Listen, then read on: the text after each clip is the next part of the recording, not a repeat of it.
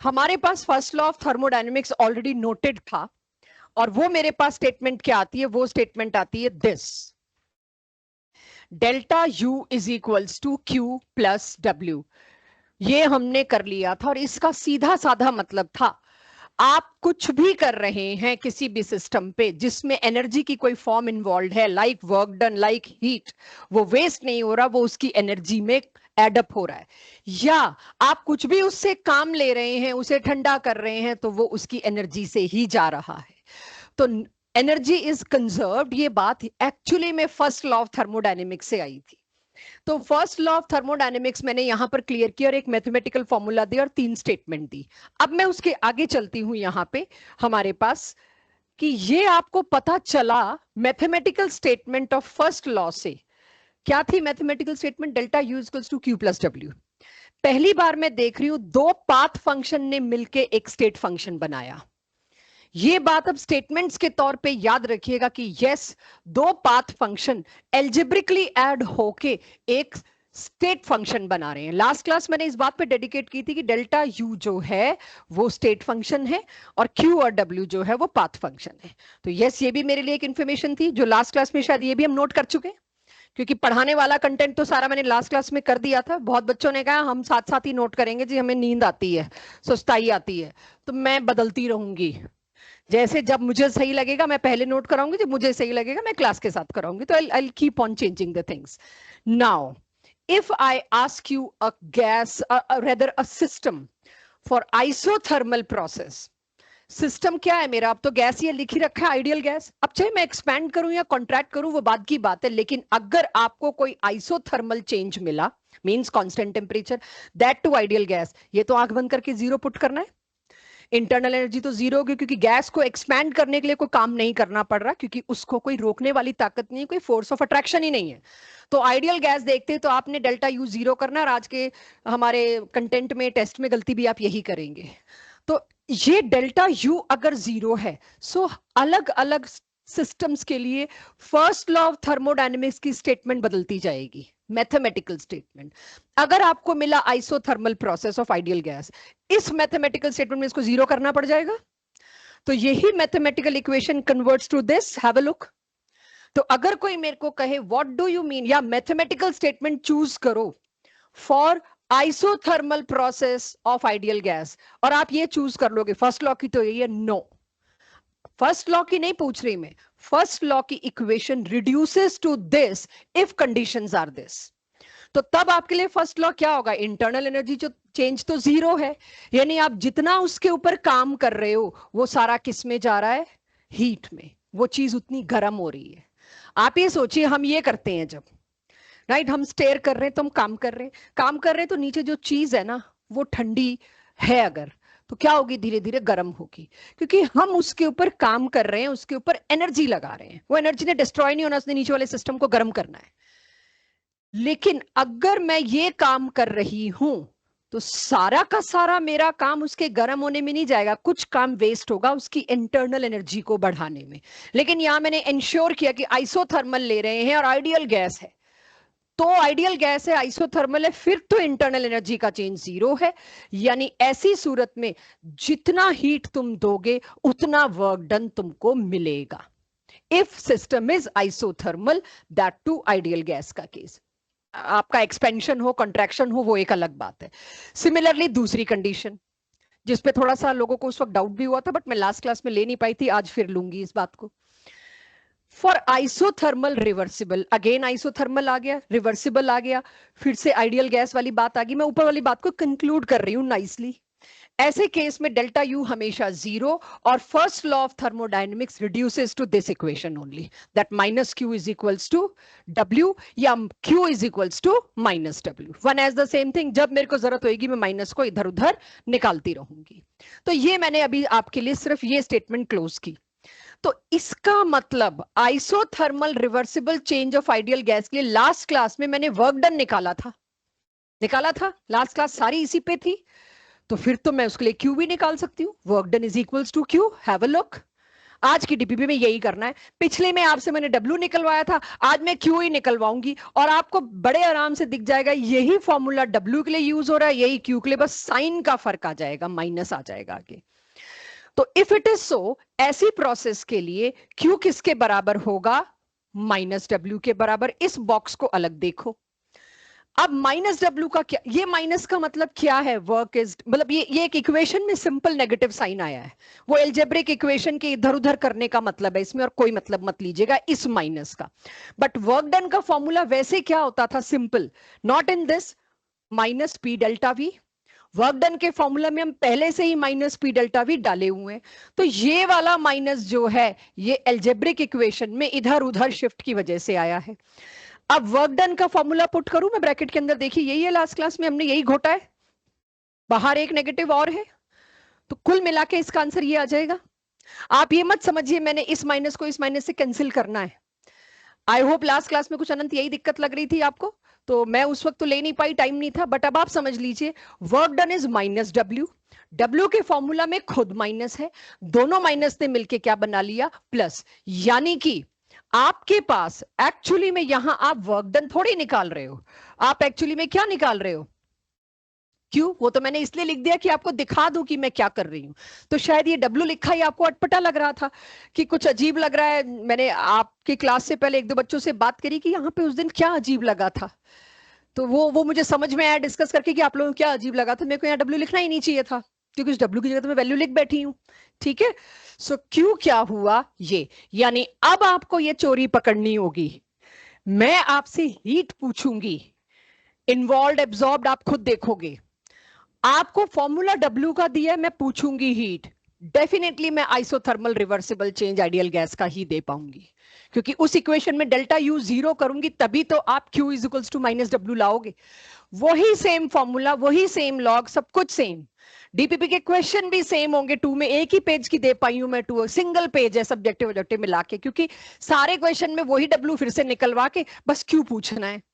तो अब एक पेज दे रही थी तो सोचा दोनों साइड से भर दूं, खाली क्यों दूं, तो इसीलिए क्वेश्चन जबरदस्ती ढूंढ के मैंने डाले और मैक्सिमम आज क्लास में करा दूंगी। लेकिन अगर कोई प्रोसेस आई एडियाबैटिक, तो एडियाबैटिक प्रोसेस क्या थी? जिसमें हीट का लेना देना जीरो हो, यानी उसमें फर्स्ट लॉ में इसको जीरो पुट करना पड़ेगा, और तब फर्स्ट लॉ के हिसाब से क्या हो जाएगा? Delta U is equal to work done. But कौन सा वर्क डन बोलना पड़ेगा इसको मेरे को? एडी, एडियाबैटिक। और वर्क डन जो कि स्टेट फंक्शन होता है, लेकिन अब ये वर्क डन क्या है? विद वन मोर कंडीशन की एडियाबैटिक है, तो इस वर्क डन को स्टेट फंक्शन कहा जाएगा, क्योंकि एक स्टेट फंक्शन के इक्वल एक पाथ फंक्शन नहीं हो सकता। अगर एक साइड इक्वेशन के स्टेट फंक्शन है तो दूसरी साइड भी स्टेट फंक्शन ही होगा। इसीलिए वर्क डन, जिसको हम शुरू से पाथ फंक्शन गाना गाते आए हैं, अब ये वर्क डन एडियाबैटिक अगर हो गया तो वो तो किसके बराबर है? इंटरनल एनर्जी चेंज के। और लास्ट क्लास में मैंने बात कर ली, अगर इंटरनल एनर्जी चेंज आप कहते हो पाथ फंक्शन है, फिर तो कहानी ही कुछ और होती। तो इस कंटेंट को हम नोट कर चुके थे, लेकिन समझ अब आया होगा। सो इसके बाद मैं अपने क्वेश्चंस पे शिफ्ट हूं, देख लेती हूँ कुछ और मैंने लिख रखा है तो वो समझा के, यहां तक मैं आपको नोट करा चुकी थी। अब आते हैं जी न्यूमेरिकल्स पे। न्यूमेरिकल्स करने से पहले क्या सभी के पास ये इन्फॉर्मेशन है? नहीं है तो लिख लेना कि एटमॉस्फेयर लीटर को अगर जूल में कन्वर्ट करना पड़ा तो क्या करेंगे, और बार को करना पड़ा तो क्या करेंगे।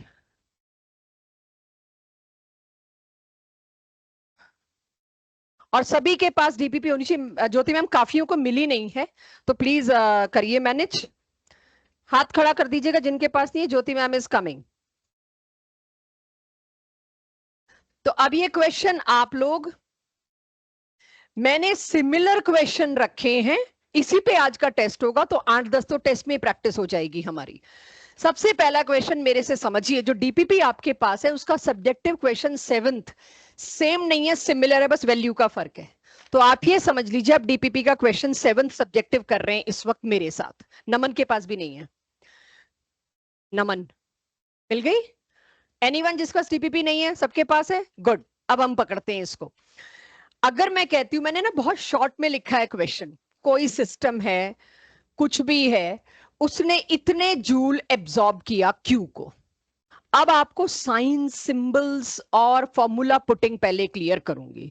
एक सिस्टम है जिसने इतने जूल एनर्जी एब्जॉर्ब करके एक्सपैंड हुआ 1 लीटर से 10 लीटर एट कांस्टेंट टेम्परेचर। जब मैं यहां कांस्टेंट टेम्परेचर दे रही तो मैंने आइसोथर्मल नहीं बोला।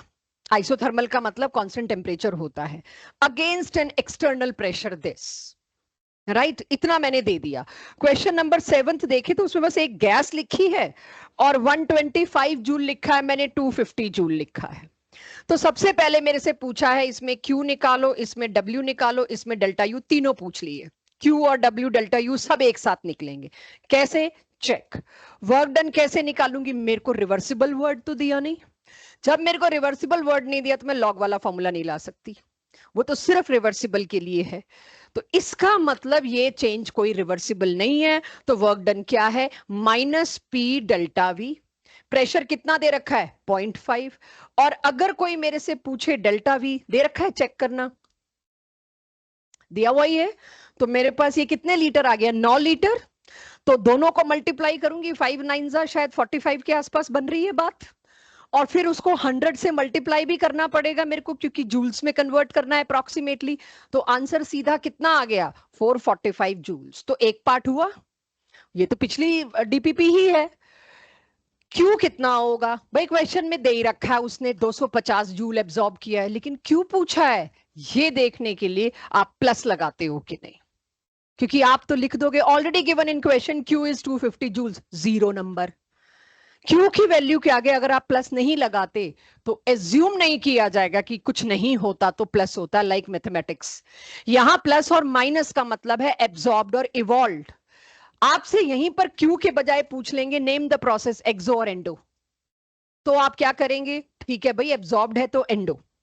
तो आपको क्यू के आगे आज के बाद प्लस और माइनस लगाना कंपलसरी होगा, नहीं तो वो क्वेश्चन आपके सब्जेक्टिव में एक्सेप्टेबल नहीं होगा। ऑब्जेक्टिव में अब आप देखोगे ऑप्शंस, एक होगा प्लस 208 जूल, मैं एक जेई का क्वेश्चन कराऊंगी 2-3 साल पहले आया हुआ, एक होगा माइनस 208 जूल। दो ऑप्शन यही है, प्लस और माइनस, राइट। चलिए क्यू भी आ गया मेरे पास। अब क्योंकि इसमें मेरे को आइडियल गैस नहीं दिया, रिवर्सिबल नहीं दिया, तो डेल्टा यू तो मैं 0 नहीं ले सकती। तो सिंपल फर्स्ट लॉ पे आया क्वेश्चन, डेल्टा यू इज क्या? क्वेश्चन है मेरे, मतलब फॉर्मूला क्या है मेरे पास? Q प्लस W या W प्लस Q, कुछ ही कह लीजिए। तो मैंने यहां पर क्या पुट किया? Q का साइन अगर आपने गलत पुट कर दिया, आपका डेल्टा यू ऑफ कोर्स गलत आएगा एल्जेब्रिक सम में। और वर्क डन कितना पुट किया आपने? प्रॉपर इसके साइन के साथ। तो एक जगह आप गलत कर गए तो आपकी तीनों गलत हो जाएंगे। कि आप सोचो यहां पर साइन उल्टा हो गया, आ जाओ आ जाओ आ जाओ, तो आप यहां -250 कर दो, ये भी गया, ये भी गया, everything is gone, right. Clear है सबको ये? तो इसमें भी कुछ कुछ ऐसा ही है, डब्ल्यू क्यू डेल्टा यू सब निकालो जी। अब सब निकालने का मतलब क्या है? सीधी सादी बात है कि क्यू तो दिख ही रहा है, वर्क डन ही असली निकालना है। वर्क डन जिसपे लास्ट क्लास की डीपीपी गई है निकालना तो वही है, बाकी तो फिर प्लस और माइनस ही करना रह गया। So if I can see, इस क्वेश्चन को अगर आप पढ़ें तो क्या बोला गया? आइडियल गैस और आइसोथर्मल और रिवर्सिबल दिख रही हैं ये सारी टर्म्स। तो जैसे मैंने आइडियल गैस देखा ना, मैं सबसे पहले तो ये पसंद करती हूँ, एक तो बता दूं डेल्टा यू इज 0। मेरे को एक भाई 3 पार्ट्स हैं, अगर 1.5 नंबर भी अलॉट करने आधा तो मिल जाए, delta U is 0। Ideal gas देखते ही डेल्टा यू 0, एक तो चीज बता दी। अब मेरे को क्या करना पड़ेगा? Work done. वर्क डन में यहां एक छोटी सी बात बताना चाहूंगी जो लास्ट क्लास में मुझसे मिस हो गई बतानी, क्योंकि बहुत लास्ट में इसके 2-3 न्यूमेरिकल करे और लॉग में ज्यादा फंस गए हम, तो मैं आपको वो थोड़ा देने के लिए क्वेश्चन चूज किया। अब इसमें आप अगर देखो फॉर्मूला मैंने ठीक लिखा है। थर्ड क्वेश्चन में देखो तो V2 V1 दोनों दे रखे हैं, 25 और 15 मैंने पुट कर दिया। लॉग की साइड बाद में जाएंगे, पहले यहां वैल्यू क्या पुट करेंगे? नंबर ऑफ मोल्स भी दे रखा है क्वेश्चन में, वो भी आप पकड़ लोगे 1 2 3 जितना दिया हो। आर की वैल्यू आपको मैंने कही एसआई यूनिट में 8.314 होती है। आप जैसे यूनिट देखोगे, क्या ये यूनिट वॉल्यूम आपका मीटर क्यूब में चेक करना? नहीं, वॉल्यूम किस में दे रखा है? लीटर में। अब अगर आप R 8.314 पुट करते हो तो आपको वॉल्यूम किस में चाहिए होगा? मीटर क्यूब में। तो जो वॉल्यूम यहां तुम लीटर में पुट करोगे, यहां पर भी लीटर में पुट करोगे, इसको जो मीटर क्यूब में पुट करने के लिए डिवाइड करोगे, इसको भी मीटर क्यूब में पुट करने के लिए उसी से डिवाइड करोगे, तो कट कटा के सेम ही हो जाना है। जब ऊपर नीचे दोनों ही साइड लीटर हैं, दोनों ही साइड सेम कन्वर्जन फैक्टर से तुमने उसको मल्टीप्लाई या डिवाइड करना है, तो क्या फर्क पड़ता है, जिस यूनिट में अच्छा लगता है उसमें दो। स्टैंडर्ड है एसआई में दो, राइट, स्टैंडर्ड है एसआई में दो। तो अगर चार ऑप्शन, ये तो सब्जेक्टिव चल रहा है अभी, लेकिन अगर चार ऑप्शन में दिखता है आंसर जूल में है, तो प्लीज आर को 8.314 पुट कर लो बिंदास। और अगर दिखता है नहीं आंसर जो, और हमेशा वर्क डन और ये जूल में ही मांगे जाएंगे, लीटर एटमॉस्फेयर में तो कभी बर्दाश्त ही नहीं होंगे, आपको 100 से फिर मल्टीप्लाई तो करना ही है। सो यहीं पर ये बात करिए कि दोनों वॉल्यूम सेम ही यूनिट में है, तो सेम कन्वर्जन से बात तो वही है। सेम गोज फॉर प्रेशर, मेरे को प्रेशर दोनों अगर एटमॉस्फेयर में दी होंगे तो क्या दिक्कत है, 10 की पावर 5 से दोनों को मैं पास्कल में कन्वर्ट कर रही हूँ, वो कट जाना है 10 की पावर 5, फिर मेरे पास ये आ गया। तो why not to put R in 8.3, मेरे को 0.082 मेंटेन करना मुश्किल है कैलकुलेशन में, ये फिर भी मेंटेन हो जाता है। तो इस तरह से आर मैंने पुट किया। लेकिन अब आती है बात मेथडोलॉजी की, इस हिस्से को सॉल्व करना देखना है मेरे को लॉग वाला। लॉग v2 बाई v1 मेरे पास ये आया, पहले तो मैं इसको सिंपली सॉल्व कर लेती हूँ 1.6, यानी मेरे को किसका लॉग देखना है, मेरे को लॉग देखना है 1.6 का। तो लॉग देखने के लिए पहली शर्त क्या है, जिस वैल्यू का आपको लॉग देखना है वो 1 to 10 के बीच होनी चाहिए, बिल्कुल है। तो अब मैं इस डेसिमल को भूल जाऊंगी, मुझे पता है इसके बाद मैं 0 लगा सकती हूं। अब मेरे को 16 का क्या देखना होगा, 0। 16 का 0 अगर आप देखते हो, राइट, 16 का क्या देखोगे, 0। तो मैं भी आपको लॉग टेबल के चक्कर में डाले बिना कि एक क्वेश्चन दूंगी उसमें आप देखोगे लॉग टेबल, मैं आपको कहती हूँ जी 16 का 0 देख के बताओ, आप लोग मेरे को 4 डिजिट्स दोगे, ये रही वो 4 डिजिट्स, जो 4 डिजिट्स हैं वो दोगे। आंसर लॉग का किस में आना चाहिए, 0 से 1 के बीच। आपको ये नहीं सोचना है पहली डिजिट क्या है, आपको सिर्फ शुरुआत में क्या लगा देना है, डेसिमल। तो जो भी 4 डिजिट्स आएंगी उसमें लगा दिया डेसिमल। इस इक्वेशन में इस हिस्से का आंसर ये हुआ। बाकी तो आपके पास सिंपल जैसे चल रहा है चल रहा है। तो इस हिसाब से आप करिए सॉल्व, मैं वेट कर रही हूं वर्क डन क्या आया। 16 का 0 देख लेना लॉग टेबल में आप लोग, कितना है, इसका क्या आ रहा था एक्चुअली में। अब 16 का 6 देखो और फिर 6 देखो, चलो ये वाली डिजिट मत लेना, अब 16 का 6 देखो, देखते हैं क्या आंसर बदलता है। अब ये आ गया इसका, अब इसकी जो वैल्यू आई लॉग में 0.2201 आ गई, मैंने 16 का 6 देखा तो मैंने भी एक 6 और रोक लिया है, ठीक है, मैंने एक 6 और रोक लिया है कि चलो पहले तो 3 डिजिट संभाल लें, अगली क्लास में चौथी डिजिट भी संभलवाऊंगी। फर्क देखो आंसर का। एनीवेज, अगर आपने बस बस बस बस बस अब दे दिया मैंने आपको, ब्रेक दे दिया, सुस्ती चली गई आपकी। अगर आप 16 का 6 देखते हैं तो थोड़ा आंसर और हमने नेगोशिएट किया, इसके आसपास आया होगा। और जब हम 16 का 6 और एक और 6 देख के दोनों वैल्यूज को ऐड करेंगे, we will land up here. अभी बच्चों मेरे पास क्यू नहीं आया है, आई नीड क्यू। हो जाए तो मुझे बताइए, मैडम हो गया, हो जाए तो बताइए, अगले क्वेश्चन पे चलते हैं। क्वेश्चन नंबर 2 देखिए, ऑब्जेक्टिव वाला, और एनसीईआरटी वाले भी देखेंगे। ये मैंने ऑब्जेक्टिव में इसलिए डाला क्योंकि ये स्कूल पेपर्स के ऑब्जेक्टिव में भी दिखा है, और ये डीपीपी का सारा हिस्सा करना है हर एक को। पढ़िए क्वेश्चन, क्योंकि डीपीपी के बहाने कुछ लोग सिर्फ बात ही कर रहे हैं, गुन गप्पे ही मार रहे हैं, एक दूसरे को ज्ञान बांट रहे हैं। ज्ञान बांटने का काम यहाँ सिर्फ एक इंसान का जो सामने खड़ा है, बस आपका काम है ज्ञान लेना। तो लीजिए जरा, एक पिस्टन फिल्ड विद इतने moles of ideal gas, the moment I see ideal gas, मैं बता देती हूं डेल्टा यू तो यहीं पे 0 हो जाएगा, फिक्स इट। उसके बाद आता है रिवर्सिबल। रिवर्सिबल पढ़ते ही मेरे दिमाग में क्या आता है, वर्क डन में वो लॉग वाला फॉर्मूला आएगा, तो मैं यहां तक तो बेटर हूं। 50 ml से इतने ml एक्सपैंड हुआ, इतने केल्विन डिग्री सेंटीग्रेड को केल्विन कर देंगे हम, और उसने इतनी हीट एब्जॉर्ब की। तो आपको सब कुछ दिया है जो आपको चाहिए, वो डब्ल्यू वाला फॉर्मूला आप लगा भी दोगे, लॉग भी मांग लोगे, हम तरस खा के दे भी देंगे लॉग, लेकिन नीचे दे ही दिया हीट कितनी है, प्लस 208 जूल। वर्क डन का समान दिया है, जो सॉल्व करेगा, पता नहीं 208 लाएगा कि नहीं लाएगा वो आंसर, बट अगर ले भी आया तो उसकी कितनी देर लग जाएगी उस दिन? 2.5 से 3 मिनट। चलो बहुत अच्छी प्रैक्टिस हो, 1.5 से 2 मिनट। और जिसने कॉन्सेप्चुअली पकड़ा, भाई तुमने मेरे को Q is equals to minus W पहले ही पढ़ा रखा है, Q यहां दिया है प्लस 208 जूल, W क्या होगा यहाँ पे निकाल लेंगे। सब्जेक्टिव का क्वेश्चन नंबर 8 का ए पार्ट, मुझे आंसर चाहिए। पेन उठाया तो पिटोगे। हाँ नीचे दिया तो है total work, heat change, delta U. तो वर्क डन कितना दे रहे हो? 20 लीटर एटमॉस्फेयर। तो उसको जूल्स में दो यार, मैं लूंगी ही नहीं लीटर एटमॉस्फेयर में। 2000 जूल्स। चेक करना पार्ट का आंसर क्या 2000 जूल्स है, प्लस की माइनस? असली मुद्दा ये for the answer, minus 2000 joules की प्लस 2000, यानी work is done by the system, by the gas. Check करो एक बार, ऐसा लग रहा है गैस एक्सपैंड हुई है, एक्सपैंड हुई है, तो gas is working, work is done by the gas. आपके आंसर में माइनस साइन आना चाहिए। इसका बी पार्ट देखिए, किसी को ना समझ आए तो जबरदस्ती गर्दन हाँ में मत हिलाना। You have full right to ask this question, पहली बार है आपके लिए। आइसोकोरिक का मतलब क्या होता है? क्या सेम? तो डेल्टा वी जीरो, तो वर्क डन क्या होगा? जीरो। वर्क डन जीरो होगा, यहाँ डेल्टा यू क्या होगा बी में? परफेक्ट गैस का मतलब है आइडियल गैस, तो delta U zero, work done zero, तो क्यू क्या होगा? वो भी जीरो। तो सारा जीरो जीरो खेल रहे हैं हम। सी में भी तीनों बताइए मेरे को। Good question. Reversible isothermal compression, यहां इसमें वो लगेगा, वो लॉग वाला फॉर्मूला, तो खुद करेंगे, कर लेंगे इसको, क्योंकि इसमें आप पहले W निकालोगे। अच्छा परफेक्ट गैस है तो डेल्टा यू तो आपका पहले ही जीरो है।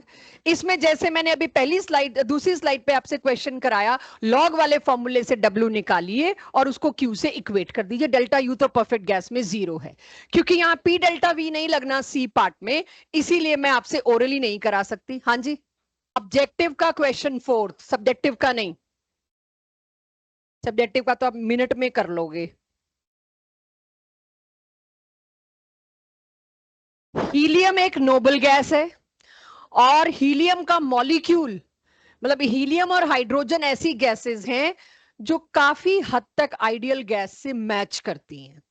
4th क्वेश्चन मैंने सिर्फ इसीलिए पकड़ा कि आपको एक तो ये इंफॉर्मेशन दी जाए, हीलियम और हाइड्रोजन काफी टाइम तक काफी अच्छी रेंज ऑफ टेम्परेचर प्रेशर पर आइडियल गैस बिहेवियर से मैच करती हैं। और दूसरा मैंने इसलिए पकड़ा कि इसमें नंबर ऑफ मोल्स डायरेक्ट नहीं दिए, आपको नंबर ऑफ मोल्स निकालने पड़े। लॉग में क्या है, अगर आप रेसिप्रोकल कर दो ना तो साइन आगे नेगेटिव कर दो। तो ओरिजिनल फॉर्मूला क्या था बच्चों, देख रहे हो ये? अब आपने यहाँ पे क्या पुट किया होगा, 1/10, यही ना? तो मैंने क्या किया, इसको प्लस कर दिया।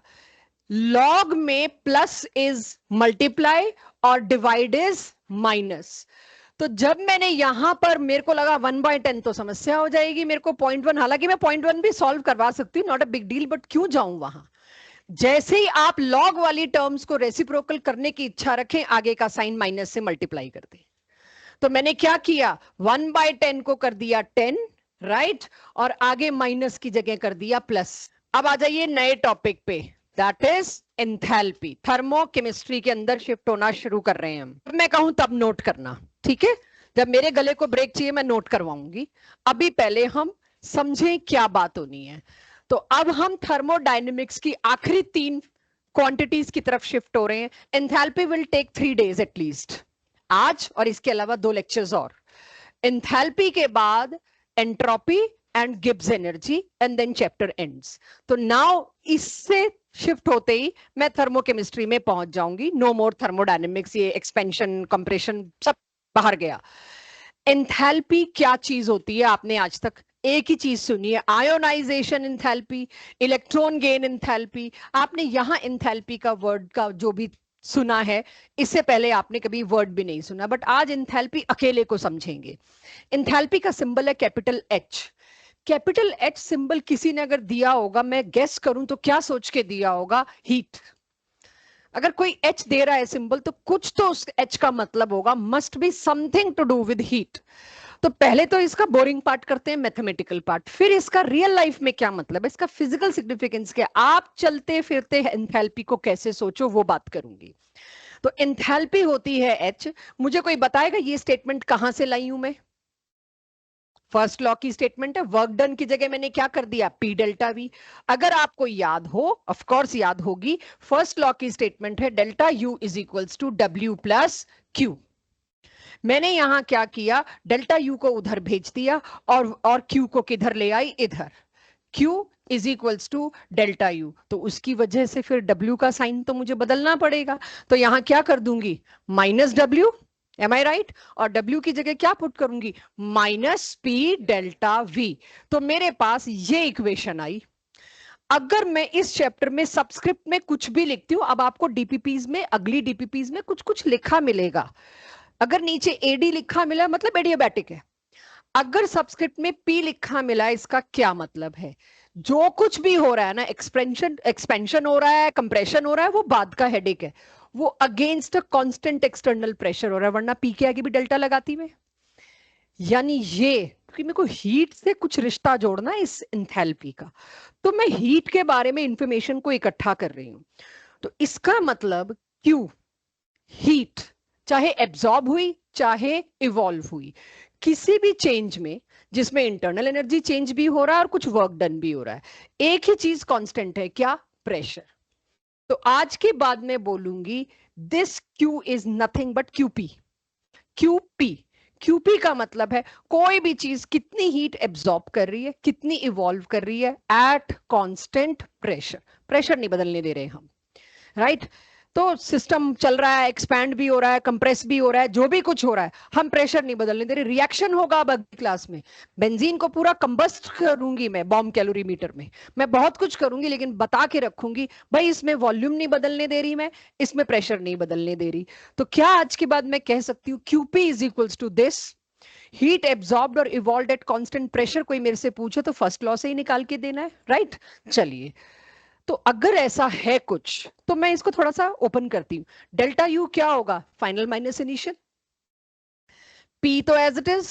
डेल्टा वी क्या होगा, again final volume minus initial volume, derivation है ये छोटी सी, एच को लेके आ रहे हैं हम, कैपिटल एच को। तो अब मैं सारे 2 2 और सारे 1 1 एक साथ कर लूं, एक फैमिली के मेंबर है, सारे 2 वाले एक तरफ कर लेते हैं। तो चेक करिए मैंने क्या किया, U2 के साथ मैंने क्या उठा के लाके रखा, PV2, ठीक है। U1 के साथ क्या रखे रखा, PV1, और मैंने माइनस बाहर कॉमन ले लिया। चेक कर लीजिए एक बार ध्यान से कि मैंने मैथमेटिकल एरर कुछ ना किया हो। इसके बाद मैं क्या कर रही हूं, इसका मतलब हीट एब्जॉर्ब्ड और evolved is something which is this final state, something which is this initial state. लेकिन ये तीन तीन क्वांटिटीज से बना है, pressure, volume and internal energy, ये भी तीन तीन क्वांटिटीज से बना है। तीनों क्वांटिटीज अपने आप में पूरी हैवी हैं। तो क्यों ना इस क्वांटिटी के लिए एक नई टर्म ला दें, एंथैल्पी। पी, यू और पीवी को ऐड करना, नो चेंज इन साइड।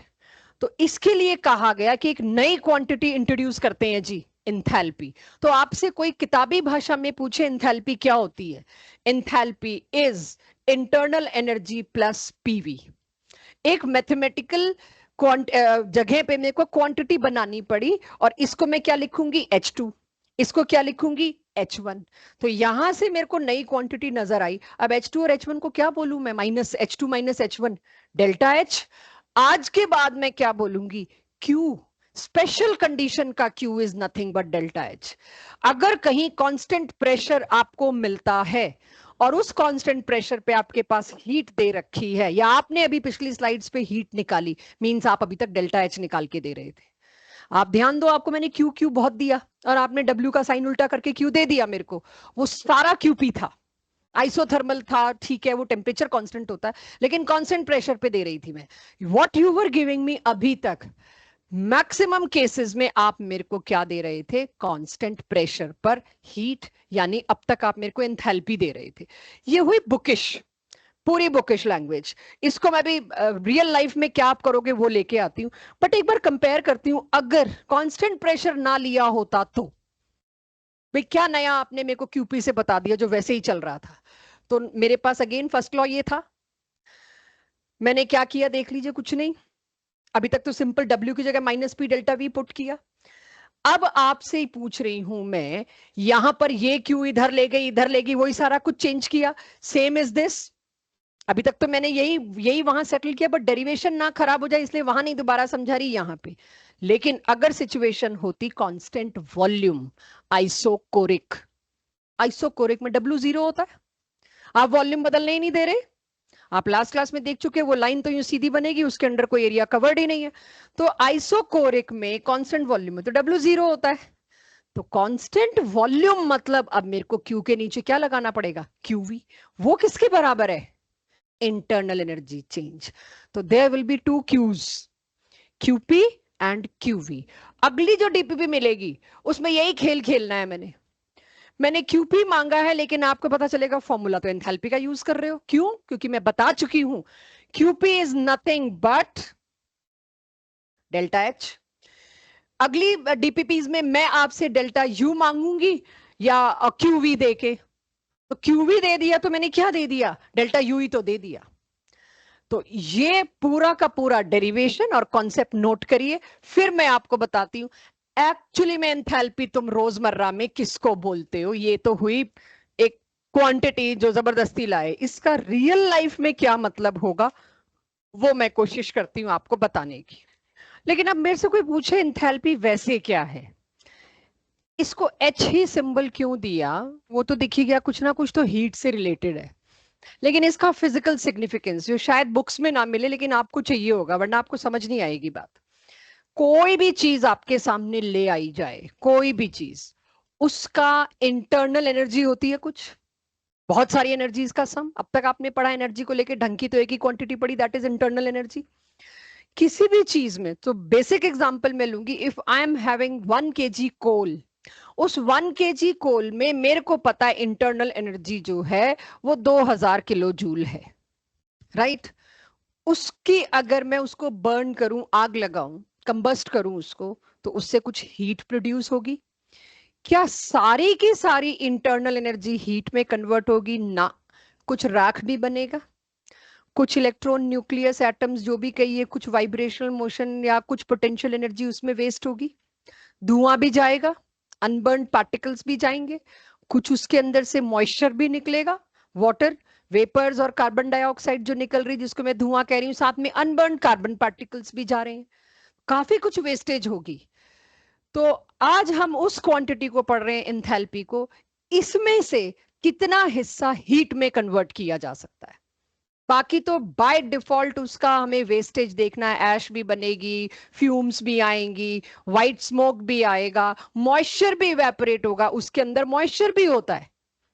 तो 2000 किलो जूल में से शायद सिर्फ और सिर्फ मेरे पास 1400 किलो जूल बचे ऐसा जिससे मैं हीट प्रोड्यूस कर सकती हूँ। बाकी की इंटरनल एनर्जी मैनकाइंड के लिए, हमारे लिए, किसी और के लिए नॉट यूजेबल है, वो वेस्टेज में है। Heat content is actually enthalpy. अगर आपको मैं कहती हूं 1 लीटर पेट्रोल दिया है मैंने आपको, उससे आपका इंजन चलेगा, तो उस 1 लीटर पेट्रोल में कुछ तो एग्जॉस्ट भी जाता है, आप जानते हैं, उसके अंदर वेस्टेज जाएगी जाएगी। तो उसकी एनर्जी का कितना हिस्सा हीट कंटेंट में इस्तेमाल हो सकता है, उससे डिसाइड होता है अच्छा फ्यूल। कि जिसमें कम वेस्टेज है, जिसमें ज्यादा हीट कंटेंट है, मैं उसको अच्छा फ्यूल मानूंगी, और रॉकेट फ्यूल मैं वही बना के भेजूंगी, क्योंकि वहां रीफिलिंग इतनी आसान नहीं है। एयरक्राफ्ट के फ्यूल में वही दूंगी, चाहे मुझे महंगा पड़े, जिसमें हीट कंटेंट ज्यादा हो, वेस्टेज कम हो। So that is the meaning of this term enthalpy.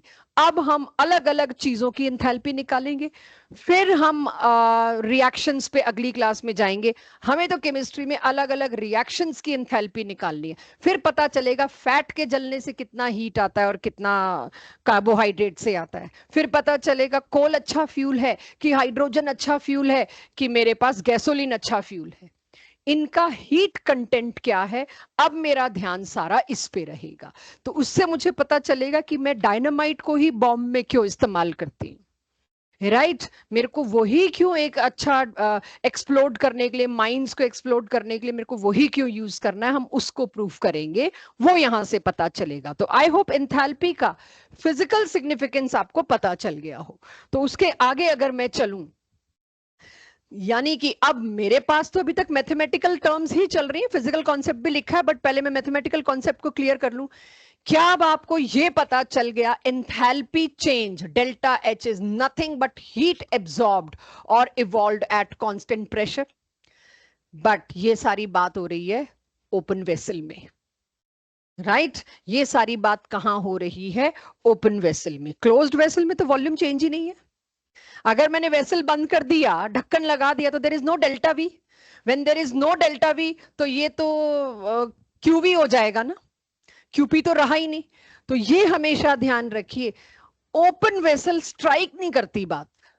हम तो सोच रहे हैं क्यूपी इज डेल्टा एच, लेकिन अगर किसी ने कहा ये सारा काम मैं क्लोज्ड वेसल में कर रही हूं और तुमको क्यू दिए रखा है क्वेश्चन में और तुमसे पूछा डेल्टा एच है, तुम ये नहीं कह सकते दोनों तो बराबर होंगे। नो, बंद ढक्कन से जो कर रखा है मैंने वो कांस्टेंट प्रेशर नहीं है, वो क्या है? Constant volume. तो ओपन वेसल यहां काफी कीमती टर्म होगी, इसीलिए इस पूरी स्लाइड को अब नोट करिए, सारा कुछ आपको बताया जा चुका है।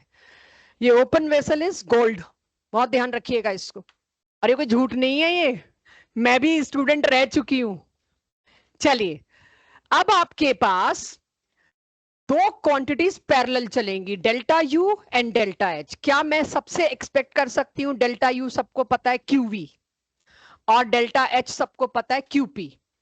डेल्टा यू को मेजर करने के लिए एक स्पेशल इक्विपमेंट आता है लैब में जिसको बोलते हैं बॉम्ब कैलोरीमीटर। बॉम्ब कैलोरीमीटर नाम इसीलिए रखा है इसका बॉम्ब क्योंकि इसमें हम किसी भी chemical compound, now I am shifting to chemical compounds, अगर मेरे को 1 ग्राम बेंजीन की भी हीट कंटेंट पता लगाना है, क्योंकि मुझे नहीं पता ना मेरे लिए कौन सा पोटेंट फ्यूल बन जाए, तो मुझे उससे निकलने वाले हीट कंटेंट का पता लगाना है, तो मैं उसको पूरी तरह कंबस्ट करूंगी। कंबशन को कहीं ना कहीं बॉम्ब से रिलेट कर लिया गया, चीज को जलाना, और वो एक क्लोज्ड वेसल में होता है और मेंटेन किया जाता है उसको। तो इसकी पूरी केमिस्ट्री आज नहीं लूंगी बॉम्ब कैलोरीमीटर की, आज एंथैल्पी लेंगे। अगली क्लास में या जब भी एंथैल्पी खत्म होगी, आप लोगों के हालात देख के मैं बॉम्ब कैलोरीमीटर शुरू करूंगी। 3 ही क्वेश्चन डीपीपी में गए, बहुत छोटा सा टॉपिक और एनसीईआरटी का टॉपिक है। तो बॉम्ब कैलोरीमीटर एक ऐसे नाम का एक इक्विपमेंट आपको अभी आगे सिलेबस में मिलेगा जिसका एक ही काम होता है डेल्टा यू।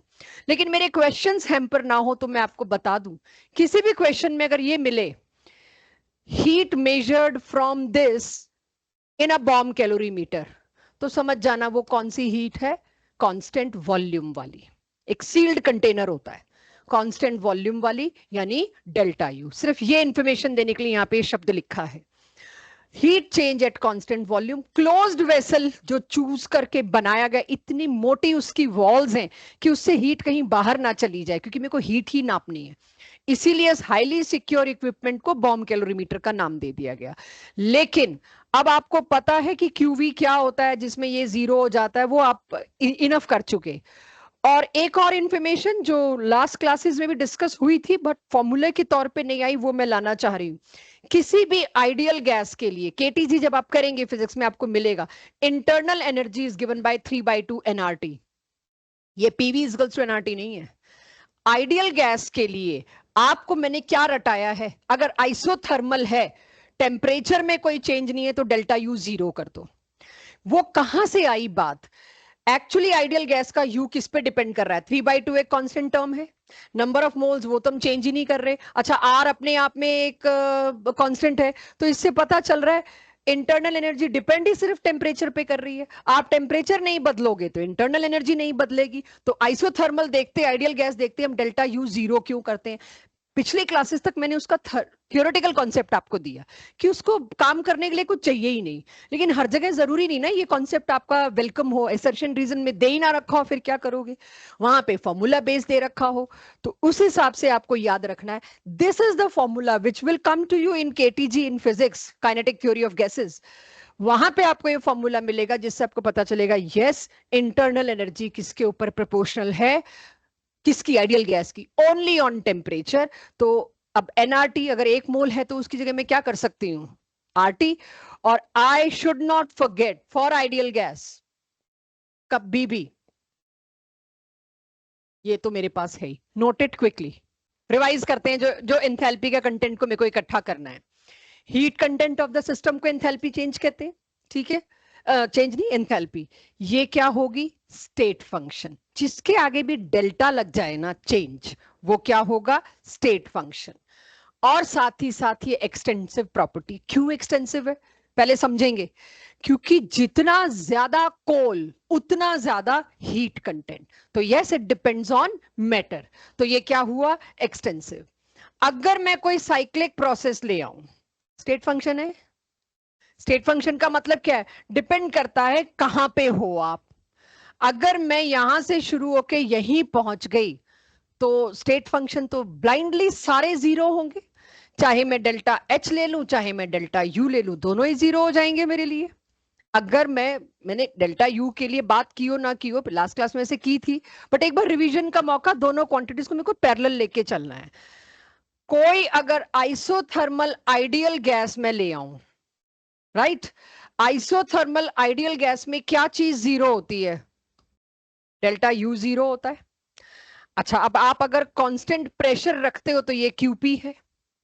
क्यूपी किसके बराबर होना चाहिए? डब्ल्यू के बराबर। आइसोथर्मल है और आइडियल गैस है, वहां एंथैल्पी चेंज भी जीरो होगा। कोई मेरे को सजेस्ट कर सकता है क्यों? आइडियल गैस को काम करना पड़ता है? आइडियल गैस को काम करना पड़ता है? नहीं। तो work done zero. Work done zero तो क्या बचा? QP zero. क्यूपी क्या होता है? Delta H zero. इतना नोट करो। किसी को डाउट है तो मोस्ट वेलकम। मैंने यहाँ रिवर्सिबल लिख दिया होता तो मैं वर्क डन जीरो नहीं कर सकती थी, क्योंकि रिवर्सिबल में तो वर्क डन मैक्सिमम आता है। मैंने जो पॉज लिया इसीलिए लिया कि शायद कोई कहे मुझे, अभी तक तो आप आइसोथर्मल में आइडियल गैस में जीरो नहीं करवा रहे थे, हमको लॉग वाला फॉर्मूला यूज करवा रहे थे, और आज मेरे को आप वर्क डन जीरो कह रहे हो। तो मैं वेट कर रही थी, किसी ने पूछा नहीं तो फिर मैंने ही बोल दिया। उसमें रिवर्सिबल था। अगर आप रिवर्सिबल चेंज लाते हो वो होता है नॉन जीरो, वो तो उल्टा मैक्सिमम वर्क डन आता है। अगर किसी आइडियल गैस का आप आइसोथर्मल कंडीशन में एक्सपेंशन करते हैं या कंप्रेशन करते हैं, उसका डेल्टा एच भी जीरो होगा। ये समझेंगे, फिर नोट करेंगे, फिर ग्राफ बनाएंगे। अगर किसी, अब डेल्टा एच क्या है? क्यू ही तो है। तो जो डेल्टा एच के साइन थे या साइन है, वो वही मैच करेंगे जो क्यू के साइन थे।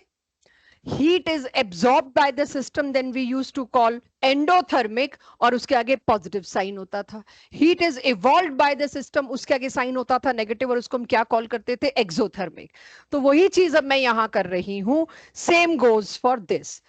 अब मेरे साथ इस बात को समझिए कि अगर कोई सिस्टम में डेल्टा एच पॉजिटिव है, मतलब वो सराउंडिंग से हीट मांग रहा है। It is endothermic. एंडोथर्मिक है तो पहले उसके पास कम थी, सराउंडिंग से मांग के उसके पास ज्यादा हुई। That is for sure. H2 minus H1 है वहां पर। तो एंडो और एक्सो भी आपको पता है, ये तो लास्ट क्लास का रिवीजन है।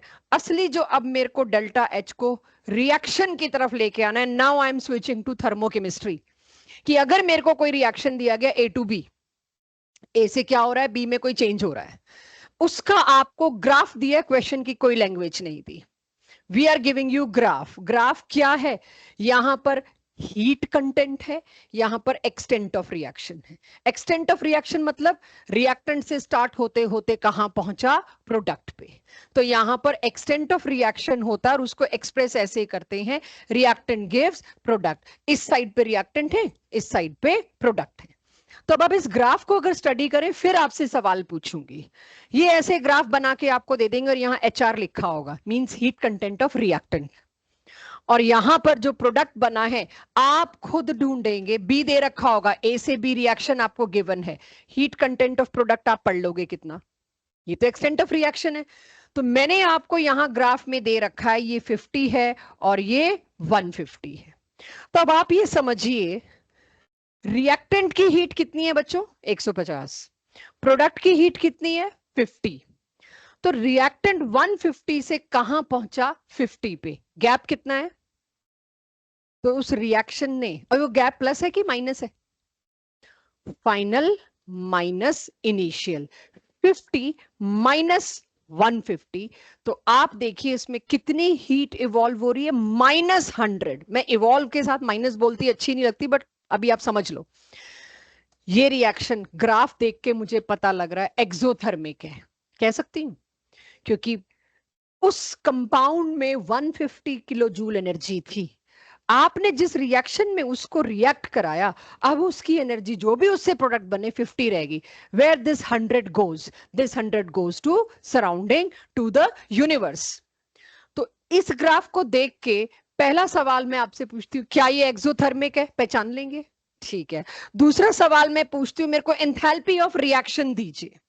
तो एंथैल्पी ऑफ रिएक्शन आप क्या दोगे? Product minus reactant. ग्राफ के ऊपर मैंने टेस्ट में इक्वेशन दिया, 50 माइनस 150, आप -100 जूल देख के काम पूरा हो गया। कोई भी चेंज नेचर में, कोई भी रिएक्शन नेचर में ऐसे होता है।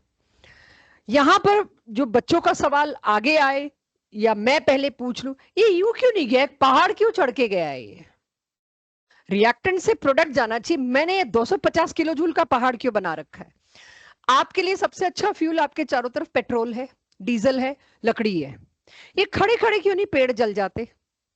एक बार जल जाए तो रुकते नहीं, आपको पता है फॉरेस्ट फायर्स के केस। लेकिन ये खड़े खड़े क्यों नहीं जलते? पहाड़ चढ़ना पड़ता है सर हर रिएक्शन के लिए। ये कुदरत ने, नेचर ने कितना अच्छा स्पीड बैरियर डाल के दिया है, नहीं तो सब कुछ फट रहा होता, लाइफ पॉसिबल नहीं थी। कोई भी रिएक्शन आज के बाद आप पहाड़ चढ़ाए बिना नहीं कर सकते। इस पहाड़ पे अगले साल एक चैप्टर है rate of reaction, kinetics, chemical kinetics, कि मेरे को कोई रिएक्शन का रेट बहुत फास्ट करना है। क्यों करना है रिएक्शन का रेट फास्ट? डेंटल फिलिंग आप लोग करवाते हैं, राइट? ना ही कराना पड़े, बट अगर कराते हैं तो क्या कहता है डॉक्टर? आधे घंटे तक कुछ गर्म ठंडा मत खाना। भाई हम जब डेंटल फिलिंग कराने जाते थे 2.5 घंटे का बैरियर देता था छोटे छोटे बच्चों को, कुछ खाना मत। ऐसे 2.5 घंटे, ओए ओए, तो छोटे बच्चे तो रुक ही नहीं सकते और फिलिंग निकल जाती थी। सबसे बड़ी प्रॉब्लम ये थी कि ये जो 2.5 घंटे में रिएक्शन हो रहा है, मेरे को इसको फास्ट करना है, क्योंकि 30 to 40% किड्स फिलिंग निकलवा के आ जाते हैं। तो अगेन मेरा काम बड़ा, एक बहुत बड़ी जेन्युइन प्रॉब्लम थी। तो रेट ऑफ रिएक्शन को फास्ट कैसे करो? पहाड़ को नीचे कर दो। उसके लिए फिर रास्ते ढूंढते थे कि इस रिएक्टेंट को इतना ऊपर जाने में दूसरे के ऊपर बहुत डिपेंड करना पड़ रहा है। पॉइंट इज, ये जो एनर्जी बैरियर है, कहीं पर अगर गाड़ी बहुत तेज जाती है तो आपको क्या करना पड़ता है? बैरियर लगाने पड़ते हैं। आसपास स्कूल है, हॉस्पिटल है, आपको बैरियर लगाने पड़ेंगे। नेचर ने हर रिएक्शन में एक बैरियर लगा के दिया। ऐसा कोई रिएक्शन नहीं है जिसमें बैरियर नहीं है। तो पेड़ खड़ा खड़ा क्यों नहीं जलता? उसको माचिस की तिल्ली तो चाहिए। वो माचिस की तिल्ली या वो जो लाइटर है, वो क्या काम करता है? बस उसके थोड़े से कार्बन कंटेंट को यहां पहाड़ तक पहुंचा देता है। उसके बाद इतनी एनर्जी निकलती है, कहते हैं अब हम अपना ख्याल खुद रख लेंगे, बाकी को हम जला देंगे। तो आपके ऑटोमोबाइल में अगर आप देखें, गाड़ी या स्कूटर कब स्टार्ट होता है? जब आप इग्निशन देते हो। इग्निशन क्या करता है? एक स्पार्क। वो स्पार्क क्या करता है? थोड़ा सा पेट्रोल अलाउ होता है उस स्पार्क के साथ, बहुत बारीक से होल से। जरा सा पेट्रोल उस स्पार्क के एक्सपोजर में आया, थोड़े से मॉलिक्यूल्स ने पहाड़ चढ़ लिया। उसके बाद वो इतनी एनर्जी खुद ही प्रोड्यूस कर देता है कि बाकी सारी मॉलिक्यूल्स को तो ऊपर कूदने के लिए हम एनर्जी दे देंगे। इसीलिए पड़ा पड़ा पेट्रोल नहीं जलता, आप 60 डिग्री पे भी ले आओ टेम्परेचर, नहीं जलता। क्यों? क्योंकि उसको बस एक स्पार्क चाहिए, उसको इस पहाड़ पे जाना है। तो इस चैप्टर से मुझे ये बात पता चलती है, ऐसे ही नहीं कोई दो चीजें रिएक्ट कर जाती। कैंडल को भी इनिशिएशन चाहिए। आप कैंडल एक बार तो उसके लिए स्पार्क देना जरूरी है, उसके बाद जलती रहेगी, बिकॉज एक बार ये पहाड़ चढ़ना जरूरी है। तो इस एनर्जी को कहते हैं एक्टिवेटेड एनर्जी। इसी पे है क्लास 12th में एक पूरा चैप्टर, इसी पहाड़ पे है, काइनेटिक्स, रेट ऑफ रिएक्शन को कैसे कंट्रोल करते हैं। इतना समझाने के बाद अपनी गट फीलिंग से जवाब दीजिएगा, ये 12th का है। लेकिन जब मैंने इतना समझाया है तो मैं एक्सपेक्ट करूंगी शायद आप आज की डेट में कुछ सोच पाए। एक रिएक्शन पाथ ए से गया, एक रिएक्शन पाथ बी से गया, स्टेट दोनों की सेम है। कौन सा रिएक्शन फास्ट है, ए की बी? बी। जिसका पहाड़ ऊंचा है वो स्लो, उसको यहां तक चढ़ना पड़ेगा, बनाने वही प्रोडक्ट है। तो जो हमारे जमाने में डेंटल फिलिंग होती थी वो इस रिएक्शन से, इस रास्ते से होती थी। आजकल जो डेंटल फिलिंग होती है वो इस रास्ते से होती है कि उसकी रिक्वायरमेंट ही बहुत कम है एनर्जी की, जल्दी हो जाएगा, काम खत्म। सो ये ग्राफ आपके लिए ये सारी चीजें बताने के लिए इनफ होना चाहिए। अब अगर मैं आप लोगों से पूछूं इसके अंदर एक और चीज, रिएक्टेंट्स को ध्यान से देख के बताना। हाँ ना भाई, स्टेट तो सेम है, रिलीज तो इनका गैप होना है। एनर्जी रिलीज ही तो मेरा ये साल है पूछना, अगले साल तो रेट है। तुम ये बताओ 150 से वो 100 पे गया, रिलीज एनर्जी कितनी हुई? ये थी 150, ये थी 50, सॉरी 150 से 50 पे गया, रिलीज एनर्जी कितनी हुई? अगर इसमें मैं एक डिफरेंट कलर से बताऊं, ये तो है कि रास्ते में एक बैरियर आया, उसको पार करना है। अगर मुझे इस बैरियर को पार करना है तो ये वो एनर्जी है, इसका कुछ लेना देना नहीं, ये सिर्फ रेट कंट्रोल करता है। जी, मेरा जो सवाल था, अगर इस ग्राफ में कुछ बचा है दिख रहा हो आपको, रिएक्टेंट को कितनी एक्स्ट्रा एनर्जी चाहिए उस इनिशिएशन से, मुझे ये बताइए। एक्स्ट्रा एनर्जी इसको बाहर से कितनी चाहिए? 100 कि 150 में लिए बैठा हूं, बस तुम मेरे को 100 दो, उसके बाद I will start the reaction. Enthalpy के अंदर अब हम रिएक्शन पे शिफ्ट हो गए हैं। आ गया सबके पास? सो एक्सो एंडो का ग्राफ खुद से पहचान लेंगे। ये मैंने किसका बनाया बच्चों? एक्सो का। अगर एंडो का होता, छोटा सा बना रही हूं, ठीक है, एंडो का होता तो कुछ ऐसा होता, ऐसा होता, चेक, क्योंकि इसको एनर्जी चाहिए। शुरुआत इसने लो से करी और ये इधर, दिस इज फॉर एंडो, पहचानना आपको आना चाहिए। सो आज के लिए लास्ट टॉपिक, ये डेल्टा एच और डेल्टा यू जो मैंने साथ में चला रखा है, इनके बीच की रिलेशनशिप क्या है? वेरी इजी, अभी निकालते हैं। क्यूपी क्या है? Delta H, we all know now. QV क्या है? Delta U. तो ये तो पहले से ही पता है मेरे को। इक्वेशन एंथैल्पी की फॉर्मूला क्या था? H is equals to U plus PV था। अगर आप देखें तो मैंने एंथैल्पी का निकाला था आपके साथ, सारे 2 एक साइड करके, 1 एक साइड करके, और एंथैल्पी की टर्म क्या आई थी? H is equals to U plus PV. When I am talking about change, तो मैं क्या कर दूंगी? Delta H is equals to delta U plus P delta V. किसी वक्त भी, अब आपका काम शुरू होने वाला है, आपसे सवाल पूछूंगी, किसी वक्त भी मैं चाहूं तो मैं पीवी की जगह एनआरटी पुट कर सकती हूं। अच्छा, आप एक चीज सोचिए, आर तो कांस्टेंट, टी तो कांस्टेंट, अगर वॉल्यूम बदल भी रहा है तो वो किसकी वजह से बदल रहा है? सिर्फ नंबर ऑफ मोल्स की वजह से, क्योंकि एवोगैड्रो लॉ पढ़ के आए हुए हो, नंबर ऑफ मोल्स और वॉल्यूम एक दूसरे के प्रोपोर्शनल होते हैं। नहीं भी पढ़ के आए तो हम अब पढ़ाएंगे दोबारा। सो यहां पर मैं एक बात करूं तो मेरे को अगली डीपीपी जो देनी है, सिर्फ और सिर्फ एक इक्वेशन पे देनी है, वो है ये। पूरी अगली डीपीपी इन्हीं पे है। एक फॉर्मूला, एक टॉपिक, एक डीपीपी, हमने इसमें ये किया हुआ है कि आपका अगर कुछ छूटे तो आपको पता रहे कि कनेक्टेड है कि नहीं। तो क्या मैं पी डेल्टा वी की जगह डेल्टा एनजीआरटी लिख सकती हूँ? ये मैंने जी क्यों लिखा है? गैस, क्योंकि सॉलिड और लिक्विड कब से वॉल्यूम में खास चेंज लाने लग गए? सॉलिड तो कंप्रेसिबल ही नहीं है और लिक्विड वेरी लाइट कंप्रेसिबल। असली वॉल्यूम का चेंज तो किसकी वजह से होना है? गैस की वजह से। यानी अब मेरे को केमिकल इक्वेशन में सॉलिड और लिक्विड को इग्नोर करना शुरू करके सिर्फ गैस को ढूंढना पड़ेगा। तो ये दो इक्वेशन मेरे पास आती हैं। आप मेरे को बताएं अब तीसरी भी इक्वेशन। तीनों समझ आ रही है क्या लिखी है? तीनों समझ आ रही है? लिखिए नहीं, मुझे बताइए क्या क्या कंडीशंस आप क्रिएट कर सकते हो जिसमें डेल्टा एच और डेल्टा यू इक्वल आए? Create, gas Sameer, delta H और डेल्टा यू को अगर बराबर लाना है, क्या क्या कर सकती हूं मैं, क्या क्या सोच सकती हूँ? एक तो आइसोकोरिक हो, वॉल्यूम चेंज इज 0, बिल्कुल। वॉल्यूम चेंज हो ही ना तो मेरे लिए उस केस में डेल्टा एच और डेल्टा यू बराबर होगा, राइट केशव? कोई और कंडीशन? एक दे दी इसने कि आप इस हिस्से को 0 कर दो, जब मैंने इसको 0 कर दिया तो ये दोनों बराबर हो जाएंगे। दूसरी कंडीशन, आर और टी को 0 नहीं कर सकते, वो कांस्टेंट है। और एक तो कांस्टेंट प्रेशर है यार, पी कांस्टेंट, उसमें काहे को 0 होगा? ये देखा जाए तो आपको एक टर्म को 0 ही तो करना है इन दोनों को बराबर करने के लिए। आप एक ही इक्वेशन मत देखते रहो ना नीचे और में, इस इक्वेशन की बस हो गई। आपने आइसो आइसो बारिक भी दे दिया और आपने वैक्यूम भी दे दिया। अब नीचे वाली इक्वेशंस को देखो। यस नमन, बिल्कुल, नंबर ऑफ मोल्स का चेंज 0 हो, जितने रिएक्टेंट में गैस के मोल्स हैं उतने ही प्रोडक्ट में गैस के मोल्स हों, चाहे अलग अलग है रिएक्शन है। अगर रिएक्टेंट्स में ऑक्सीजन गैस है और प्रोडक्ट में कार्बन डाइऑक्साइड है, बाई चांस दोनों का मोल्स बराबर है, तो डेल्टा एन जी क्या आ जाएगा? जीरो। जब आप डेल्टा वी जीरो एक्सप्लेन कर सकते हो, सोच सकते हो, तो ये भी सोचना चाहिए। और कुछ 3 कंडीशन तो आ गई। ये वैक्यूम अलग अलग भाषा में क्यों बोलना? पी एक्सटर्नल हो ही ना, वैक्यूम, इवैक्यूएटेड। और कुछ है? कुछ थोड़ा सा डिफरेंट? हाँ, साइक्लिक प्रोसेस में दोनों इक्वल इसलिए होंगे क्योंकि दोनों जीरो होंगे। है तो कुछ डिफरेंट, मतलब मेरी लिस्ट में नहीं है, बट ठीक है, ये भी बात सही है। उसमें तो दोनों ही जीरो होंगे। मेरा क्वेश्चन ये नहीं है कि कब जीरो होंगे, मेरा क्वेश्चन है दोनों कब इक्वल होंगे। तो मैं तुम्हें पूरी तरह गलत तो नहीं कह सकती, तुम लाए तो लॉजिकल बात हो, बट मुझे सूट नहीं कर रही है भाई। रिएक्शन में एक भी गैस ना रिएक्टेंट में हो ना प्रोडक्ट में हो, ऑल आर सॉलिड। जो लोग सोच रहे थे बोला नहीं।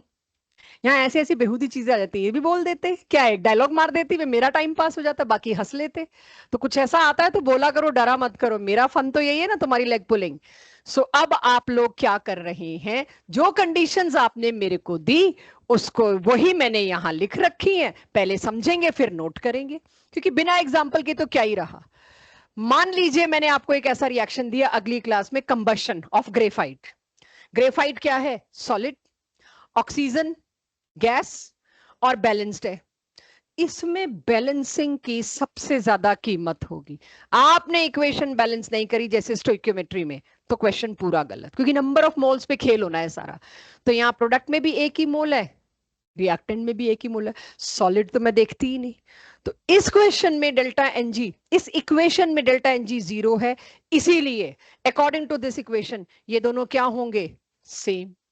चेक करना नीचे वाली इक्वेशन में, H2 plus I2 gives 2HI। क्या होगा? यहां भी 2 मोल्स बैलेंसिंग के बाद गैस के हैं, यहां भी 2 मोल्स गैस के हैं, फिर से डेल्टा एनजी जीरो, फिर डेल्टा H और डेल्टा U बराबर होंगे। इसी तरह से आपने मुझे बता दिया आइसोकोरिक, सबसे पहले शायद वही आया था, मैंने लिख दिया। तीसरा, if all reactants and products are solids and liquids, तब भी।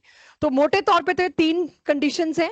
बाकी आपने बताया वैक्यूम, राइट, वो मैंने यहां मेंशन नहीं किया, वेरी ऑब्वियस है, वो भी होगा। अब आप नोट करिए दोनों इक्वेशंस, हेडिंग और तीनों conditions. Just to complete the class, to complete the formula, आप लोगों को एक बात बता दूं। आज आपने एक चीज देखी, एक्सो और एंडो। एक्सो का मतलब क्या है? एंथैल्पी के आगे नेगेटिव साइन। एंडो का मतलब क्या है? एंथैल्पी के आगे पॉजिटिव साइन। कुछ रिएक्शन होते हैं जो कभी भी एंडोथर्मिक नहीं हो सकते, जो हमेशा हीट इवॉल्व करते हैं। सिर्फ मुझे 2 ही मिले। अगली क्लास में पूरी लिस्ट निकलवाऊंगी कि कितनी एंथैल्पीज होती हैं, रिएक्शंस होते क्या हैं। एंथैल्पी कंबशन में, कंबशन मतलब क्या है? किसी भी चीज को फुल सप्लाई ऑफ ऑक्सीजन में बर्न करना। उससे हमेशा, अगर ऑर्गेनिक के कंपाउंड्स हो, 3 ही चीजें बनती हैं, carbon dioxide, water and heat. Combustion का एक मेजर प्रोडक्ट हीट होता है, यानी कंबशन कहते ही एक्सोथर्मिक रिएक्शन की एक कैटेगरी को है।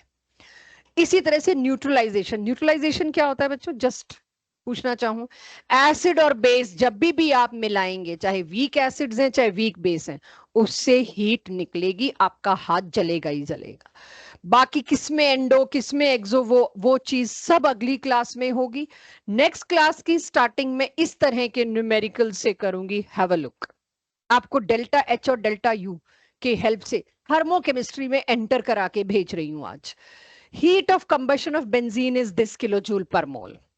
हीट ऑफ कंबशन दिया है, मुझे पता नहीं ये डेल्टा यू है कि डेल्टा एच है, सोचना पड़ेगा, बट दिया है एट 25 डिग्री सेंटीग्रेड। तो भी नहीं पता चल रहा मेरे को क्या है, मुझे कैसे पता चल रहा है? आगे बोल दिया कैलकुलेट क्यूपी, यानी आपसे डेल्टा एच मांगा है, डेल्टा एच मांगा है, तो ये हीट कौन सी रही होगी फिर? Qv delta U. अब आपको उसके लिए ये इक्वेशन क्वेश्चन में दूंगी बिना बैलेंसिंग के।